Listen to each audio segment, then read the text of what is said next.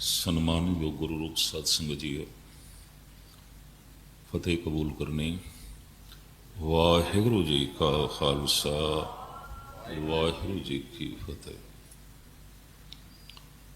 ਕੱਲ੍ਹ ਦਾਰਸ਼ਨਿਕ ਵਿਚਾਰ ਸਵੇਰੇ ਦੇ ਦੀਵਾਨ ਵਿੱਚ ਆਰੰਭ ਕੀਤੀ ਸੀ। ਜਗ ਕਾ ਜਲ ਕੀ ਕੋਠੜੀ, ਅੰਧ ਪਰੇ ਤਿਸ ਮਾਏ। ਸਮੂਹ ਬ੍ਰਹਿਮੰਡ ਸਾਰਾ ਜਗਤ ਕੱਜਲ ਦੀ ਕੋਠੜੀ ਹੈ। ਹਾਂ ਬਲਹਾਰੀ ਤਿਨ ਕੋ ਪੈਸ ਜੋ ਨਿਕਸ ਜਾਏ। ਸਾਹਿਬ ਕਹਿੰਦੇ ਨੇ ਮੈਂ ਉਹਨਾਂ ਤੋਂ ਸਦਕੇ ਹਾਂ, ਕੁਰਬਾਨ ਹਾਂ, ਜੋ ਇਸ ਕੋਠੜੀ ਦੇ ਵਿੱਚ ਜਨਮੇ, ਇਸ ਕੋਠੜੀ ਦੇ ਵਿੱਚ ਜੀਵੇ, ਲੇਕਿਨ ਬੇਦਾਗ ਹੋ ਕੇ ਚਲੇ ਗਏ। ਇਸ ਤਰ੍ਹਾਂ ਦਾ ਮਨੁੱਖ ਲੱਭਣਾ ਔਖਾ। ਬਿਨਾਂ ਯੁਗਤੀ ਤੋਂ ਕਾਲਖ ਤੋਂ ਬਚਣਾ ਬੜਾ ਔਖਾ ਹੈ। ਜ਼ਮੀਨ ਕਾਲੀ ਹੋਵੇ, ਦੀਵਾਰਾਂ ਕੱਜਲ ਦੀਆਂ, ਛੱਤ ਵੀ ਕੱਜਲ ਦੀ। ਤਾਂ ਹੁਣ ਕੁਦਰਤੀ ਗੱਲ ਹੈ, ਚੱਲਦਿਆਂ ਪੈਰ ਦਾਗੀ ਹੋਣਗੇ। ਸਿਆਣੇ ਅੱਜ ਦੇ ਸਹਿਮਤ ਹੋ ਗਏ ਨੇ, ਐਸਾ ਮਨੁੱਖ ਲੱਭਣਾ ਬੜਾ ਔਖਾ ਹੈ ਜਿਸ ਦੇ ਪੈਰ ਕਦੀ ਗਲਤ ਰਸਤੇ ਤੇ ਚਲੇ ਨਾ ਹੋਣ। ਐਸਾ ਮਨੁੱਖ ਤਲਾਸ਼ ਕਰੀਏ ਜਿਹਦੇ ਹੱਥਾਂ ਨੇ ਕਦੀ ਗਲਤ ਕੀਤਾ ਨਹੀਂ। ਲੱਭੀਏ ਐਸੇ ਮਨੁੱਖ ਨੂੰ ਜਿਸ ਦੀ ਰਸਨਾ ਨੇ ਕਦੀ ਗਲਤ ਬਿਆਨੀ ਨਹੀਂ ਕੀਤੀ, ਜਿਸ ਦੇ ਨੇਤਰਾਂ ਨੇ ਕਦੀ ਗਲਤ ਵੇਖਿਆ ਨਹੀਂ, ਜਿਸ ਦੇ ਕੰਨਾਂ ਨੇ ਕਦੀ ਗਲਤ ਸੁਣਿਆ ਨਹੀਂ, ਔਰ ਜਿਸ ਦੇ ਦਿਮਾਗ ਨੇ ਕਦੀ ਗਲਤ ਸੋਚਿਆ ਨਹੀਂ। ਕੁਛ ਐਸੀ ਮੈਲ ਹੈ ਜੋ ਤਨ ਤੇ ਪੈਂਦੀ ਹੈ। ਮਨੁੱਖ ਦੀ ਚਾਹਤ ਨਹੀਂ ਹੈ ਕਿ ਮੈਂ ਮੈਲਾ ਹੋਵਾਂ, ਮਨੁੱਖ ਦੀ ਇਹ ਮੰਗ ਨਹੀਂ ਹੈ। ਪਰ ਸਵੇਰੇ ਜੋ ਮਨੁੱਖ ਘਰ ਚੋਂ ਨਿਕਲੇ ਹੈ ਕੰਮ ਕਾਰ ਲਈ, ਇਹ ਜੋ ਸ਼ਾਮੀ ਘਰ ਵਾਪਸ ਆਇਆ ਹੈ, ਇਹ ਉਹ ਨਹੀਂ ਹੈ। ਕੁਛ ਨਾ ਕੁਛ ਤੇ ਕੱਪੜੇ ਮੈਲੇ ਹੋਏ, ਕੁਛ ਨਾ ਕੁਛ ਤੇ ਇਸ ਦੇ ਉੱਤੇ ਆਲੂਦਗੀ, ਕੁਛ ਨਾ ਕੁਛ ਤੇ ਧੂੜ ਪੈ ਗਈ। ਇਹ ਗੱਲ ਵੱਖਰੀ ਹੈ, ਜਦ ਧੂੜ ਪੈਂਦੀ ਹੈ ਦਿਖਾਈ ਨਹੀਂ ਦਿੰਦੀ, ਲੇਕਿਨ ਕੱਪੜੇ ਉਹ ਨਹੀਂ ਜੋ ਸਵੇਰੇ ਪਹਿਨ ਕੇ ਗਿਆ ਸੀ। ਇਹ ਜੋ ਸ਼ਾਮੀ ਵਾਪਸ ਘਰ ਆਇਆ, ਕੁਛ ਨਾ ਕੁਛ ਧੂੜ ਉੱਪਰ ਪੈ ਗਈ ਹੈ। ਇਹ ਗੱਲ ਵੱਖਰੀ, ਉਹ ਧੂੜ ਦਿਖਾਈ ਦੇਵੇ ਚਾਹੇ ਨਾ ਦਿਖਾਈ ਦੇਵੇ, ਪਰ ਪੈ ਗਈ ਹੈ। ਸਿਰਫ ਐਸਾ ਹੀ ਨਹੀਂ ਕਿ ਕੱਪੜੇ ਮੈਲੇ ਹੋਏ ਨੇ, ਤਨ ਮੈਲਿਆ ਹੋਇਆ ਹੈ। ਨਹੀਂ, ਇਹ ਜੋ ਸਵੇਰੇ ਮਨ ਲੈ ਕੇ ਗਿਆ ਸੀ, ਮਨ ਵੀ ਉਹ ਨਹੀਂ ਹੈ। ਇਹਦੇ ਉੱਤੇ ਵੀ ਇੱਕ ਸੂਖਸ਼ਮ ਧੂੜ ਪੈ ਗਈ ਹੈ। ਕੁਛ ਐਸੀ ਧੂੜ ਹੈ, ਕਾਲਖ ਹੈ, ਜੋ ਅੱਖਾਂ ਨਾਲ ਵੇਖੀ ਜਾ ਸਕਦੀ ਹੈ। ਕੁਛ ਵਿਚਾਰਾਂ ਦੀ ਧੂੜ, ਗਲਤ ਖਿਆਲਾਂ ਦੀ ਧੂੜ, ਬ੍ਰਹਿਮੰਡ ਭਰਿਆ ਪਿਆ ਹੈ। ਅਸੀਂ ਜੋ ਕੁਛ ਬੋਲਦੇ ਹਾਂ, ਇਹ ਬੋਲਿਆ ਹੋਇਆ ਖਤਮ ਨਹੀਂ ਹੁੰਦਾ, ਬ੍ਰਹਿਮੰਡ ਦੇ ਵਿੱਚ ਰਹਿੰਦਾ ਹੈ। ਤੇਹ ਲੋਕਾਂ ਮੇਂ ਸ਼ਬਦ ਰਵਿਆ ਹੈ, ਆਪ ਗਿਆ ਮਨ ਮਾਨਿਆ। ਮਨੁੱਖ ਦਾ ਬੋਲਿਆ ਹੋਇਆ ਨਾਸ ਨਹੀਂ ਆਉਂਦਾ, ਬ੍ਰਹਿਮੰਡ ਦੇ ਵਿੱਚ ਰਹਿੰਦਾ ਹੈ, ਔਰ ਉਹਦੇ ਸੰਸਕਾਰ ਵੀ ਅੰਦਰ ਬਣਦੇ ਨੇ। ਅਗਰ ਬ੍ਰਹਿਮੰਡ ਦੇ ਚ ਰਹਿੰਦਾ ਹੈ ਤੇ ਇਹਨੂੰ ਧਾਰਮਿਕ ਗਿਆਨੀ ਇੰਜ ਕਹਿੰਦੇ ਨੇ, 99% ਦੁਨੀਆ ਗਲਤ ਬੋਲਦੀ ਰਹਿੰਦੀ ਹੈ, ਤੋ ਬ੍ਰਹਿਮੰਡ ਦੇ ਚ ਗਲਤ ਸ਼ਬਦ ਰਹਿਣਗੇ। 99% ਦੁਨੀਆ ਗਲਤ ਸੋਚਦੀ ਰਹਿੰਦੀ ਹੈ, ਤੋ ਵਿਚਾਰਾਂ ਦੀਆਂ ਤਰੰਗਾਂ ਜਗਤ ਦੇ ਚ ਗਲਤ ਰਹਿਣਗੀਆਂ। ਪਤਾ ਹੈ ਮੰਦਿਰ, ਮਸਜਿਦ, ਗੁਰਦੁਆਰੇ ਦੀ ਅਹਿਮੀਅਤ ਕਿਉਂ ਹੈ? ਇੱਥੇ ਗਲਤ ਵੇਖੋ ਨਾ, ਗਲਤ ਸੁਣੋ ਨਾ, ਗਲਤ ਬੋਲੋ ਨਾ, ਗਲਤ ਸੋਚੋ ਨਾ। ਕਮ ਸੇ ਕਮ ਇੱਕ ਜਗ੍ਹਾ ਤੇ ਐਸੀ ਚਾਹੀਦੀ ਹੈ ਜਿੱਥੇ ਮਨ ਦੇ ਉੱਤੇ ਧੂੜ ਨਾ ਪਵੇ। ਇੱਕ ਜਗ੍ਹਾ ਤੇ ਐਸੀ ਚਾਹੀਦੀ ਹੈ ਜਿੱਥੇ ਤਨ ਦੇ ਉੱਤੇ ਧੂੜ ਨਾ ਪਵੇ। ਇਸ ਵਾਸਤੇ ਆਦਿ ਕਾਲ ਤੋਂ ਕੋਸ਼ਿਸ਼ ਹੈ ਕਿ ਧਾਰਮਿਕ ਮੰਦਿਰ ਨੂੰ ਹਰ ਪੱਖੋਂ ਪਵਿੱਤਰ ਰੱਖੋ, ਹਰ ਪੱਖੋਂ ਸਾਫ ਸੁਥਰਾ ਰੱਖੋ। ਜਦ ਬਾਹਰੋਂ ਸਾਫ ਸੁਥਰਾ ਰੱਖੋ तो फिर सूक्ष्म रूप ਦੇ ਚ ਵੀ ਸਾਫ ਸੁਥਰਾ ਰੱਖੋ। ਤੁਸੀਂ ਆਖੋਗੇ ਸੂक्ष्म ਸਾਫ ਸੁਥਰਾਪਣ ਕੀ ਹੈ ਤੇ ਸੂक्ष्म ਮੈਲ ਕੀ ਹੈ।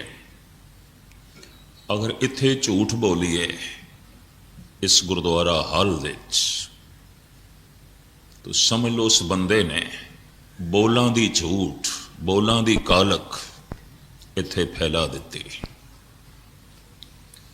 ਅਗਰ ਇੱਥੇ ਬੈਠਿਆ ਮਨੁੱਖ ਕੁਝ ਗਲਤ ਸੋਚ ਰਿਹਾ ਹੈ ਤਾਂ ਉਹਨੇ ਗਲਤ ਖਿਆਲਾਂ ਦੀਆਂ ਤਰੰਗਾਂ ਇੱਥੇ ਛੋੜ ਦਿੱਤੀਆਂ। ਇਹਨੇ ਤੇ ਮੈਲਾ ਕੀਤਾ ਹੈ ਸੂक्ष्म ਰੂਪ ਦੇ ਵਿੱਚ, ਔਰ ਇਹ ਗੁਨਾਹ ਹੈ, ਇਹ ਪਾਪ ਹੈ। ਰਹਿਤਨਾਮਿਆਂ ਦੇ ਵਿੱਚ ਇਸ ਢੰਗ ਦੀ ਬਕਾਇਦਾ ਵਿਚਾਰ ਦਰਜ ਹੈ। ਭਗਤ ਕਬੀਰ ਵੀ ਕਹਿੰਦੇ ਨੇ, ਕਬੀਰ ਸਾਧੂ ਕੋ ਮਿਲਨੇ ਜਾਈਏ ਸਾਥ ਨਾ ਲੀਜੇ ਕੋਏ। ਜਦ ਤੂੰ ਸਤਸੰਗ ਦੇ ਚ ਜਾਵੇਂ ਕੱਲਾ ਹੀ ਜਾਵੇਂ, ਨਾਲ ਕਿਸੇ ਨੂੰ ਨਾਲ ਲੈ ਕੇ ਜਾ। ਇਹਦਾ ਮਤਲਬ ਪਰਿਵਾਰ ਨੂੰ, ਬੱਚਿਆਂ ਨੂੰ, ਮਿੱਤਰਾਂ ਨੂੰ, ਪੁੱਤਰਾਂ ਨੂੰ, ਦੋਸਤਾਂ ਨੂੰ ਨਾਲ ਲੈ ਕੇ ਨਾ ਜਾਈਏ। ਇਸ ਤਰ੍ਹਾਂ ਦੀ ਗੱਲ ਕਬੀਰ ਨਹੀਂ ਕਹਿ ਰਹੇ। ਉਹ ਤੇ ਪੁੰਨ ਹੋਵੇਗਾ ਜੋ ਇੱਕ ਬੰਦਾ ਦੂਜੇ ਨੂੰ ਲਿਆਵੇ, ਤੀਜੇ ਨੂੰ ਲਿਆਵੇ, ਚੌਥੇ ਨੂੰ ਲਿਆਵੇ। ਪਰ ਕਬੀਰ ਐਸਾ ਕਿਉਂ ਕਹਿ ਰਹੇ ਨੇ ਕਿ ਕਬੀਰ ਸਾਧੂ ਕੋ ਮਿਲਨੇ ਜਾਈਏ ਸਾਥ ਨ ਲੀਜੇ ਕੋਏ। ਜਦ ਤੂੰ ਸਤਸੰਗ ਦੇ ਚ ਜਾਵੇਂ ਤੇ ਸਤ ਦੀ ਭਾਵਨਾ, ਪ੍ਰਮਾਤਮਾ ਦੀ ਭਾਵਨਾ, ਉਹਦੀ ਤੜਪ ਹਿਰਦੇ ਚ ਲੈ ਕੇ ਜਾਈਂ। ਵਾਸ਼ਨਾ ਲੈ ਕੇ ਨਾ ਜਾਈਂ, ਕ੍ਰੋਧ ਲੈ ਕੇ ਨਾ ਜਾਈਂ, ਲੋਭ ਨੂੰ ਲੈ ਕੇ ਨਾ ਜਾਈਂ। ਜਿੱਥੇ ਤੂੰ ਪੈਰਾਂ ਦੀਆਂ ਜੁੱਤੀਆਂ ਜੋੜੇ ਉਤਾਰ ਕੇ ਆਇਆ, ਕਮ ਸੇ ਕਮ ਇਹ ਸਭ ਕੁਝ ਉੱਥੇ ਹੀ ਰੱਖ ਕੇ ਆਵੀਂ। ਕਰੀਬਨ ਸਨਾਤਨੀ ਮੰਦਰ, ਗੁਰਦੁਆਰੇ, ਮਸਜਿਦਾਂ ਜੁੱਤੀਆਂ ਨਹੀਂ ਜਾ ਸਕਦੀਆਂ ਇੱਥੇ, ਕਿਉਂਕਿ ਜੁੱਤੀ ਹਰ ਥਾਂ ਤੇ ਜਾਂਦੀ ਹੈ, ਹਰ ਪਾਸੇ ਜਾਂਦੀ ਹੈ, ਮੈਲੀ ਹੋ ਜਾਂਦੀ ਹੈ। ਇਸ ਤਰ੍ਹਾਂ ਦੀ ਦੁਨਿਆਵੀ ਮੈਲ ਧਾਰਮਿਕ ਮੰਦਰ ਦੇ ਵਿੱਚ ਨਹੀਂ ਲੈ ਜਾਣੀ।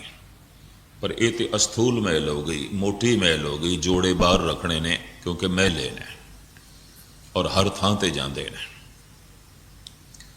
ਪਰ ਕਬੀਰ ਕਹਿੰਦੇ ਨੇ ਇੱਕ ਹੋਰ ਵੀ ਮੈਲ ਹੈ, ਉਹ ਵੀ ਨਾਲ ਲੈ ਕੇ ਨਾ ਜਾਈਂ। ਕਬੀਰ ਸਾਧੂ ਕੋ ਮਿਲਨੇ ਜਾਈਏ ਸਾਥ ਨਾ ਲੀਜੇ ਕੋਏ। ਅਗਰ ਮੈਲ ਨਾਲ ਲੈ ਕੇ ਚਲਾ ਗਿਆ ਤਾਂ ਮੰਦਰ ਦੇ ਵਿੱਚ, ਗੁਰਦੁਆਰੇ ਦੇ ਵਿੱਚ ਲਾਭ ਹੋ ਸਕੇ ਇਹ ਜ਼ਰੂਰੀ ਨਹੀਂ ਹੋਵੇਗਾ।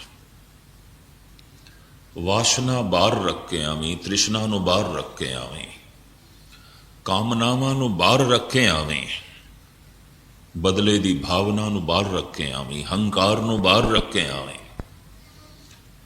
ਪੈਰਾਂ ਦੀਆਂ ਜੁੱਤੀਆਂ ਮਨੁੱਖ ਬਾਹਰ ਉਤਾਰ ਕੇ ਆਂਦਾ ਹੈ, ਹਜ਼ਾਰਾਂ ਤਰ੍ਹਾਂ ਦੀਆਂ ਜੁੱਤੀਆਂ ਨਾਲ ਲੈ ਆਉਂਦਾ ਹੈ। ਤੋ ਇਸ ਤਰੀਕੇ ਨਾਲ ਪਵਿੱਤਰ ਮੰਦਰਾਂ ਦੀ ਜਿਹੜੀ ਪਵਿੱਤਰ ਹਵਾ ਹੈ, ਫਿਜ਼ਾ ਹੈ, ਉਹ ਮਲੀਨ ਹੁੰਦੀ ਹੈ ਔਰ ਇਸ ਨੂੰ ਬਹੁਤ ਵੱਡਾ ਗੁਨਾਹ ਮੰਨਿਆ ਗਿਆ। ਚਲੋ ਤੂੰ ਬਾਜ਼ਾਰ ਦੇ ਵਿੱਚ ਸੰਜਮ ਨਹੀਂ ਰੱਖ ਸਕਦਾ, ਚੱਲ ਗਲਤ ਸੋਚਦਾ ਹੈ, ਗੱਲ ਵੱਖਰੀ। ਤੂੰ ਪਰਿਵਾਰ ਦੇ ਵਿੱਚ, ਘਰ ਦੇ ਵਿੱਚ ਸੰਜਮ ਨਹੀਂ ਰੱਖ ਸਕਦਾ, ਗਲਤ ਬੋਲਦਾ ਹੈ, ਗਲਤ ਸੁਣਦਾ ਹੈ, ਗਲਤ ਸੋਚਦਾ ਹੈ, ਚਲੋ ਮਾਫ। ਪਰ ਇੱਕ ਥਾਂ ਐਸੀ ਜਿੱਥੇ ਤੂੰ ਸੰਜਮ ਰੱਖ, ਨਾ ਗਲਤ ਬੋਲ, ਨਾ ਗਲਤ ਸੁਣ ਔਰ ਨਾ ਹੀ ਗਲਤ ਸੋਚ। ਗਲਤ ਬੋਲਣਾ ਜਗਤ ਨੂੰ ਦਿਖਾਈ ਦੇ ਜਾਂਦਾ ਹੈ, ਗਲਤ ਸੋਚਣਾ ਨਹੀਂ ਦਿਖਾਈ ਦਿੰਦਾ। ਉਹ ਸੂक्ष्म ਮੈਲ ਹੈ, ਨਹੀਂ ਦਿਖਾਈ ਦਿੰਦੀ। ਮੈਂ ਗੁਰੂ ਦੀ ਹਜ਼ੂਰੀ 'ਚ ਬੈਠਾ ਇੱਥੇ ਸਟੇਜ ਤੇ, ਤੁਸੀਂ ਸਾਹਮਣੇ ਬੈਠੇ ਹੋ। ਅਗਰ ਮੈਂ ਅੰਦਰੋਂ ਗਲਤ ਸੋਚਾਂ, ਤੁਹਾਨੂੰ ਕੀ ਪਤਾ? ਔਰ ਤੁਸੀਂ ਗਲਤ ਸੋਚੋ, ਗੁਸਤਾਖੀ ਮਾਫ, ਮੈਨੂੰ ਕੀ ਪਤਾ? ਉਹ ਤੇ ਖੁੱਲ੍ਹ ਹੈ, ਦੂਸਰੇ ਨੂੰ ਨਹੀਂ ਦਿਖਾਈ ਦਿੰਦੀ। ਪਰ ਇਹ ਮੈਲ ਹੈ, ਇਹਦੇ ਨਾਲ ਪਵਿੱਤਰ ਅਸਥਾਨ ਮੈਲਾ ਹੁੰਦਾ ਹੈ। ਇਸ ਵਾਸਤੇ ਆਖਿਆ ਗਿਆ ਇੱਕ ਜਗ੍ਹਾ ਐਸੀ ਰਹਿਣ ਦਿਓ ਜਿਹੜੀ ਪੂਰਨ ਪਵਿੱਤਰ ਹੋਵੇ, ਤਾਂ ਕਿ ਉੱਥੋਂ ਦੀ ਪਵਿੱਤਰ ਫਿਜ਼ਾ ਹਰ ਇੱਕ ਨੂੰ ਮੁਤਾਸਰ ਕਰੇ, ਹਰ ਇੱਕ ਨੂੰ ਪ੍ਰਭਾਵਿਤ ਕਰੇ। जिस अस्थान ते पाठ पूजा कथा कीर्तन परमात्मा की बंदगी बहुत ज्यादा होवे वो जगह बहुत पवित्र होंदी है और ज्यादा प्रभावित करती है। एक नहीं हज़ारां मनुखों का ऐसा कहना है कि आसा दीवार होर गुरुद्वारियां च भी सुनते हाँ, सीसगंज भी सुनते हाँ, बंगला साहब भी सुनते हाँ, पर मन के उत्ते ज्यादा असर पैंदा है। ਅੰਮ੍ਰਿਤਸਰ ਦਾ ਸ਼ਹਿਰ ਗੁਰਦੁਆਰਿਆਂ ਨਾਲ ਭਰਿਆ ਹੋਇਆ ਹੈ, ਪਰ ਉੱਥੋਂ ਅੰਮ੍ਰਿਤਸਰ ਦੇ ਵਾਸੀਆਂ ਦਾ ਹੀ ਐਸਾ ਕਹਿਣਾ ਹੈ ਕਿ ਜੋ ਆਨੰਦ ਰਸ ਸਕੂਨ ਦਰਬਾਰ ਸਾਹਿਬ ਦੇ ਵਿੱਚ ਮਿਲਦਾ ਹੈ ਬਾਕੀ ਗੁਰਦੁਆਰਿਆਂ 'ਚ ਨਹੀਂ ਮਿਲਦਾ। ਕਾਰਨ ਬਾਣੀ ਹੋਈ ਹੈ ਔਰ ਕਈ ਦਫਾ ਬਹੁਤ ਅੱਛੇ ਸੁੰਦਰ ਜਥੇ ਕੀਰਤਨ ਕਰ ਰਹੇ ਹੁੰਦੇ ਨੇ, ਪਾਠ ਹੋਈ ਬਾਣੀ ਦਾ ਚੱਲ ਰਿਹਾ ਹੈ, बैठण नूं मन नहीं करता, मन करदे चलीए दरबार साहब। सीसगंज साहब तो 10-10 20-20 मील तो लोग चल के आ रहे हैं। उन्होंने अपनी कलोनी 2-2 4-4 गुरुद्वारे ने और दिल्ली अमृतसर दे इस तरह के सियाणे बंदियां ने प्रश्न किया है, कहते समझ नहीं आई, उत्थे बैठदे बैठण नूं जी नहीं करता, जी करदा चलीए सीसगंज, जी करदा चलीए बंगला साहब। मेरा एको ही उन्होंने जवाब से, मैं कहा जिन्हां कलोनियां तुसीं रहिंदे उत्थे जो गुरुद्वारा है घंटा 1.5 घंटा सत्संग होया, बाकी तो कुछ नहीं ना। सीसगंज बंगला साहब दरबार साहब 24 घंटे चलता रहता है और कोई ना कोई बैठा है प्रभु की याद पाठ कर रहे है, कीर्तन चल रहे है, बाणी का प्रवाह चल रहा है। तो शब्द दियां तरंगां, सिमरन दियां तरंगां, पवित्र भावनावां दियां तरंगां हर वक्त पैदा होंदियां रहिंदियां ने, जरूरत तो ज्यादा ने उत्थे मन नूं प्रभावित करदियां ने। गल जिहड़ी है इतनी है। इस वास्ते सतगुरां दी बाणी ने साफ कह दिता, सतसंगत कैसी जाणीए जिथे एको नाम बखानी। एक नाम तो बिना अगर दूजी गल होगी वो दूजी गल मैल है, उस जगह नूं मैला करना है, फिजा नूं मैला करना है। उस एक नूं याद करिए, उस एक तो बिना कुछ होर याद करना है, घर दे च याद कर ले, जो है बाजार दे च याद कर ले, इत्थे ना कर। इत्थे केवल प्रभु नूं, केवल उस एक दा जप, उस एक दी याद। और मैं अर्ज करा सिर्फ इसनों ही पाप ना समझ लेना कि कोई बंदा जुतियां पहन के इत्थे आ गया बई नहीं, इसने गलत काम किया, बेअदबी की है, जगह अपवित्र की है। पर जो गलत विचारां लैके आ गया इत्थे, गलत सोचनी लैके आ गया, गलत वासना लैके इत्थे आ गया, उन्हें भी स्थान मैला किया है, गुनाह किया है, उसने भी पाप किया है। मनुख शरीर के तल ते सावधान है, मन के तल ते सावधान नहीं है। मनुख कई दफा वक्ती तौर पर शरीर के तल ते संयम रख लेंदा है, मन के तल ते नहीं रखता है। उहदा एक कारण मन तक संसार की पहुँच नहीं है। मन तक पहुँच है साड़ी अपनी या परमात्मा की। मन नूं वेख सकते हैं असी खुद कि मैं की सोच रहा, की विचार रहा, ऐसा खुद मैं देख सकता। परमात्मा तो देखता ही है, तो खुद मनुख देखे ना तो कई दफा ख्याल आ जाता है परमात्मा की देखता होगा। ये भी मैं अर्ज करते हैं। एक मनोचिंतक नुकता मैं थोड़े सामने रख रहा, जो अपना मन आप नहीं देखता वो ऐसा सोच लेंदा रब नूं की पता मैं की सोचता पे। और जो अपना मन वेखदा है ਉਹਦੇ अंदर एकदम एहसास आ जाता है परमात्मा वेख रहे है, ईश्वर वेख रहे। एक बुनियादी नुकता मैं थोड़े सामने रख रहा। और जो अपना मन वेखदा है, गुरु नानक उसनूं कहंदे ने गुरमुख है। एहो मन आर सी कोई गुरमुख देखे, साफ कह देता है।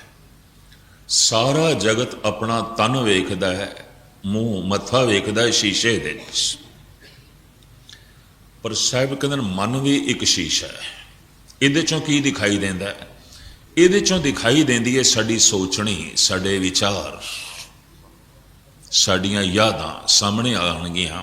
ਅਗਰ ਕੋਈ ਮਨੁੱਖ ਮਨ ਨੂੰ ਸਾਹਮਣੇ ਰੱਖੇ ਤਾਂ ਫੌਰਨ ਪਤਾ ਚੱਲੇਗਾ ਮੈਂ ਕਿਸ ਨੂੰ ਯਾਦ ਕਰ ਰਿਹਾ, ਕੀ ਸੋਚ ਰਿਹਾ, ਕਿਹੜੇ ਫੁਰਨੇ ਚੱਲ ਰਹੇ ਨੇ। ਮਨ ਨੂੰ ਸਾਹਮਣੇ ਰੱਖ ਕੇ ਆਪਣੇ ਵਿਚਾਰਾਂ ਨੂੰ, ਆਪਣੀ ਸੋਚਣੀ ਨੂੰ, ਆਪਣੀ ਯਾਦਾਂ ਨੂੰ ਜੋ ਦੇਖੇ, ਸਾਹਿਬ ਕਹਿੰਦੇ ਨੇ ਗੁਰਮੁਖ ਹੈ। ਇਹੋ ਮਨ ਆਰਸੀ ਕੋਈ ਗੁਰਮੁਖ ਦੇਖੇ। ਕੋਈ ਵਿਰਲਾ ਗੁਰਮੁਖ ਹੈ, ਔਰ ਜੋ ਐਸਾ ਦੇਖੇਗਾ ਉਹਨੂੰ ਦਿਸ ਪਏਗਾ ਮਨ ਦੇ 'ਚ ਕੀ ਚੱਲਦਾ ਹੈ, ਔਰ ਉਹਨੂੰ ਇੱਕਦਮ ਅਹਿਸਾਸ ਹੋ ਜਾਏਗਾ ਕਿ ਪ੍ਰਮਾਤਮਾ ਵੇਖਦਾ ਹੈ। ਭਾਈ ਸਾਹਿਬ ਭਾਈ ਗੁਰਦਾਸ ਜੀ ਕਹਿੰਦੇ ਨੇ, ਅੰਤਰ ਜਾਮੀ ਸੁਨ ਕੰਪਤ ਹੂੰ ਅੰਤਰਗਤ। ਹੇ ਪ੍ਰਭੂ, ਮੈਨੂੰ ਕੰਬਣੀ ਛਿੜ ਜਾਂਦੀ ਹੈ। ਹੇ ਗੁਰੂ, ਮੈਂ ਤੇ ਕੰਬ ਉੱਠਦਾ ਜਦ ਮੈਂ ਇਹ ਸੁਣਦਾ, ਤੇ ਜਦ ਮੈਨੂੰ ਇਹ ਪਤਾ ਚੱਲਦਾ ਹੈ ਕਿ ਤੂੰ ਇਹ ਵੀ ਵੇਖ ਲੈਂਦਾ ਕਿ ਅੰਦਰ ਵਿਚਾਰ ਕੀ ਚੱਲਦੇ ਨੇ, ਮੈਂ ਸੋਚਦਾ ਕੀ ਪਿਆ, ਮੈਂ ਕਿਸ ਨੂੰ ਯਾਦ ਕਰ ਰਿਹਾ। ਤੇ ਜਦ ਮੈਨੂੰ ਪਤਾ ਚੱਲਦਾ ਹੈ ਕਿ ਤੇਰੀ ਇੱਥੇ ਤੱਕ ਪਹੁੰਚ ਹੈ, ਤੂੰ ਅੰਤਰਯਾਮੀ ਹੈ, ਅੰਦਰ ਦੀ ਗੱਲ ਜਾਣਦਾ, ਤੂੰ ਅੰਤਰ ਦਾ ਗਿਆਤਾ ਹੈ। ਬਾਹਰੋਂ ਕੋਈ ਕੀ ਕਰ ਰਿਹਾ ਹੈ ਇਹ ਤੇ ਤੂੰ ਵੇਖਦਾ ਹੈ, ਪਰ ਅੰਦਰੋਂ ਕੋਈ ਕੀ ਸੋਚ ਰਿਹਾ ਹੈ ਤੂੰ ਇਹ ਵੀ ਵੇਖਦਾ ਹੈ। ਭਾਈ ਸਾਹਿਬ ਕਹਿੰਦੇ ਅੰਤਰ ਜਾਮੀ ਸੁਨ ਕੰਪਤ ਹੂੰ ਅੰਤਰਗਤ, ਪਤਤ ਪਾਵਨ ਸੁਨ ਆਸਰੋ ਉਰਧਾਰ ਹੂੰ। ਇੱਕ ਸੂਤਰ ਹੈ ਕਿ ਜੋ ਆਪਣਾ ਮਨ ਵੇਖਦਾ ਉਸ ਦੇ ਅੰਦਰ ਇੱਕਦਮ ਅਹਿਸਾਸ ਹੋਵੇਗਾ ਪ੍ਰਮਾਤਮਾ ਵੇਖਦਾ ਹੈ, ਦੇਖ ਰਿਹਾ ਮੇਰੀ ਸੋਚਣੀ ਨੂੰ, ਦੇਖ ਰਿਹਾ ਮੇਰੇ ਵਿਚਾਰਾਂ ਨੂੰ।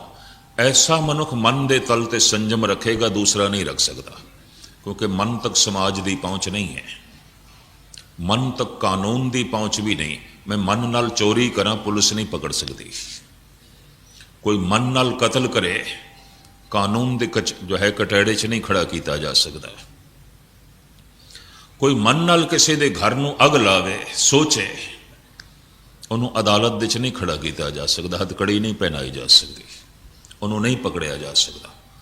ਮਨ ਨਾਲ ਕਰਨ ਦੀ ਪੂਰੀ ਖੁੱਲ੍ਹ ਹੈ, ਪੱਕੀ ਖੁੱਲ੍ਹ ਹੈ। ਮਨ ਤੱਕ ਸਮਾਜ ਦੀ ਪਹੁੰਚ ਨਹੀਂ, ਮਨ ਤੱਕ ਸੰਸਾਰ ਦੀ ਪਹੁੰਚ ਨਹੀਂ, ਮਨ ਤੱਕ ਕਾਨੂੰਨ ਦੀ ਪਹੁੰਚ ਨਹੀਂ। ਮਨ ਤੱਕ ਪਹੁੰਚ ਹੈ ਆਪਣੀ ਜਾਂ ਪ੍ਰਮਾਤਮਾ ਦੀ, ਬਸ ਦੋਵਾਂ ਦੀ ਪਹੁੰਚ ਹੈ, ਤੀਸਰੇ ਦੀ ਕੋਈ ਪਹੁੰਚ ਨਹੀਂ। ਤੇ ਖੁਦ ਮਨੁੱਖ ਆਪਣਾ ਮਨ ਵੇਖੇ ਨਾ ਤੋ ਯਕੀਨ ਜਾਣੋ ਉਸ ਦੇ ਅੰਦਰ ਇੱਕਦਮ ਅਹਿਸਾਸ ਪੈਦਾ ਹੁੰਦਾ ਪ੍ਰਮਾਤਮਾ ਕੀ ਵੇਖਦਾ ਹੈ। ਪਰਮਾਤਮਾ ਉਹੀ ਕੁਝ ਵੇਖਦਾ ਜੋ ਸੰਸਾਰ ਵੇਖਦਾ ਹੈ, ਤੋ ਸੰਸਾਰ ਤੇ ਬਾਹਰੋਂ ਵੇਖਦਾ, ਅੰਦਰ ਤੱਕ ਸੰਸਾਰ ਦੀ ਪਹੁੰਚ ਨਹੀਂ ਹੈ, ਅੰਦਰ ਤੱਕ ਕਾਨੂੰਨ ਦੀ ਪਹੁੰਚ ਨਹੀਂ ਹੈ। ਅੰਤਰਯਾਮੀ ਕੇਵਲ ਪਰਮਾਤਮਾ ਹੈ। ਤੇ ਭਾਈ ਗੁਰਦਾਸ ਜੀ ਕਹਿੰਦੇ ਮੈਂ ਤੇ ਕੰਬ ਉੱਠਦਾ ਜਦ ਮੈਨੂੰ ਪਤਾ ਚੱਲਦਾ ਤੂੰ ਅੰਤਰਯਾਮੀ ਹੈ। ਔਰ ਉਹ ਅੰਤਰਯਾਮੀ ਹੈ ਐਸਾ ਖਿਆਲ ਕਦੋਂ ਪੈਦਾ ਹੋਵੇਗਾ ਜਦ ਮਨੁੱਖ ਖੁਦ ਅੰਤਰਮੁਖ ਹੋ ਕੇ ਅੰਤਰ ਜਾਤੀ ਮਾਰੇਗਾ। ਜਾਂ ਇੰਜ ਕਹਿ ਲਓ, ਜੋ ਆਪਣਾ ਮਨ ਵੇਖਦਾ ਹੈ ਉਹਨੂੰ ਹੀ ਮਹਿਸੂਸ ਹੁੰਦਾ ਹੈ ਕਿ ਪਰਮਾਤਮਾ ਵੇਖ ਰਿਹਾ ਹੈ। ਜੋ ਆਪਣੇ ਵਿਚਾਰਾਂ ਨੂੰ ਵੇਖਦਾ ਹੈ ਉਹਨੂੰ ਇੱਕਦਮ ਮਹਿਸੂਸ ਹੁੰਦਾ ਹੈ ਨਿਰੰਕਾਰ ਵੇਖ ਰਿਹਾ ਹੈ। ਜੋ ਆਪਣੀ ਸੋਚਣੀ ਨੂੰ ਵੇਖਦਾ ਹੈ ਉਹਨੂੰ ਇੱਕਦਮ ਅਹਿਸਾਸ ਹੋ ਜਾਂਦਾ ਹੈ ਪ੍ਰਮਾਤਮਾ ਵੇਖ ਰਿਹਾ ਹੈ। ਇਹੋ ਮਨ ਆਰਸੀ ਕੋਈ ਗੁਰਮੁਖ ਦੇਖੇ। ਤੋ ਸਤਸੰਗ ਦੇ ਵਿੱਚ ਜਿੱਥੇ ਹੱਥਾਂ ਦਾ ਸੰਜਮ ਰੱਖਣਾ ਹੈ, ਪੈਰਾਂ ਦਾ ਸੰਜਮ ਰੱਖਣਾ ਹੈ, ਦ੍ਰਿਸ਼ਟੀ ਦਾ ਸੰਜਮ ਰੱਖਣਾ ਹੈ, ਕੰਨਾਂ ਦਾ ਸੰਜਮ ਰੱਖਣਾ ਹੈ, ਬੋਲਣ ਦਾ ਸੰਜਮ ਰੱਖਣਾ ਹੈ, ਸੋਚਣ ਦਾ ਵੀ ਸੰਜਮ ਰੱਖਣਾ ਹੈ। ਸਤਸੰਗਤ ਕੈਸੀ ਜਾਣੀਏ ਜਿੱਥੇ ਏਕੋ ਨਾਮ ਬਖਾਣੀਏ। ਰਸਨਾ ਬੋਲੇ ਤੇ ਇੱਕ ਦੀ ਗੱਲ, ਕੰਨ ਸੁਣਨ ਇੱਕ ਨੂੰ, ਦਿਮਾਗ ਸੋਚੇ ਇੱਕ ਨੂੰ, ਮਨ ਵਿਚਾਰੇ ਇੱਕ ਨੂੰ। ਔਰ ਸੰਗਤ ਦੇ ਵਿੱਚ ਬੈਠਣ ਦਾ ਇੱਕ ਢੰਗ ਵੀ ਦੱਸਿਆ ਗੁਰਬਾਣੀ ਨੇ। ਸਰੀਰਕ ਤੌਰ ਤੇ ਮੈਂ ਨਹੀਂ ਕਹਿ ਰਿਹਾ, ਸਰੀਰਕ ਮਜਬੂਰੀਆਂ ਹਰ ਇੱਕ ਦੀਆਂ ਅਲੱਗ-ਅਲੱਗ ਹੋ ਸਕਦੀਆਂ, ਸਰੀਰਕ ਤਲ ਦੀ ਗੱਲ ਨਹੀਂ, ਇਸ ਨੂੰ ਕਿਧਰੇ ਸਰੀਰਕ ਤਲ ਤੇ ਨਾ ਲੈਣਾ। ਸਾਧ ਸੰਗਤ ਮਿਲ ਰਹੀ ਹੈ ਮਾਧੋ ਜੈਸੇ ਮਦਪ ਮਖੀਰਾ। ਭਗਤ ਰਵਿਦਾਸ। ਜਿੱਥੇ ਕਬੀਰ ਕਹਿੰਦੇ ਨੇ सतसंगत च जावी किसी नूं नाल लैके ना जाई, सब कुछ बाहर सुट के आवी। गलत सोचनी, गलत विचार, वासना सब बाहर रख के आवी, लाभ होवेगा। जे सब कुछ नाल लैके आया, ये आसा दीवार का कीर्तन उत्थे पहुंचेगा ही नहीं। जो नाल लैके आया ने रोक खड़ी कर देनी। उत्थे श्री रविदास कहते ने साध संगत मिल रही है माधो, किस तरह? जैसे मदप मखीरा, जैसे शहद दी मक्खी फुल ते बैठ जाती है, रस कढ़दी है। उन्होंने नहीं पता किन्नियां मक्खियां आईयां ते कितनियां तृप्त होके चलियां गई, नहीं देखती, रस दे चलीन हो जाती है। मैं रात अर्ज की सी कि समाधि सिर्फ मनुखां दी ही नहीं लगती, समाधि पंछियां ते पशुआं दी भी लगती है। लीनता नूं समाधि कहंदे ने, लीन हो जाना। फुल दे रस दे च मक्खी लीन हो जाती है, मदप मखीरा शहद दी मक्खी, उहदी समाधि लग जाती है।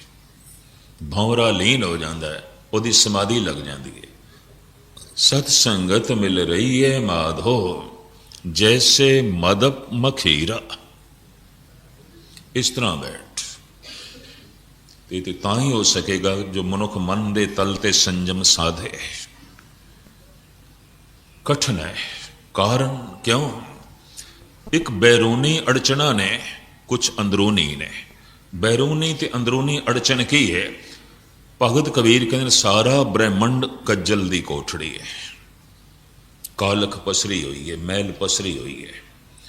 इतनी वड्डी मैल दे अपने आप को निर्मल रखना औखी गल है, कठिन है। जग का जल की कोठड़ी अंध भरे ते समाए। दो गल्लां इत्थे कबीर ने कह दित्तियां।